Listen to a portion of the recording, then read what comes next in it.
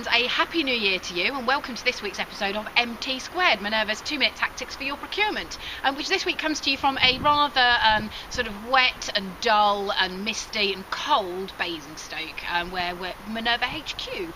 So I just want to talk to you this week about the fact that there seems to be a lot of talk in the news lately about storms, and we've had Storm Dylan before Christmas and then Eleanor after Christmas, and the Met Office seems to be making a really big thing about all these storms that keep happening, whereas personally I think it's just a very sort of light breeze, in all honesty.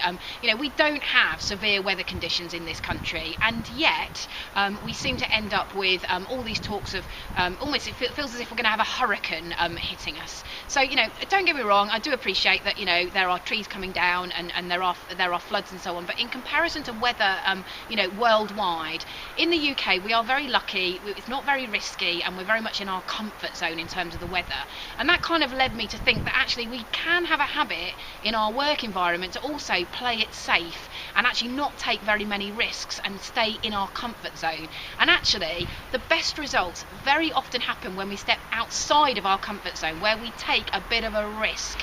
And so that's what I'd like to encourage you to consider in your activities. I'm not talking here about taking reckless risks, uncalculated risks. What I'm talking about is just considering whether you might be able to just step outside your comfort zone and actually do something a little bit risky, which might get you a different and better result from the activity you're undertaking. And that could be procurement related, or it could be something outside of procurement. So that's my tactic for this week. Have a think about it. Could you maybe not listen to the storms, take a little risk and see if actually you could get a better result outside of your comfort zone. That's it for this time. Until next time, soldier on!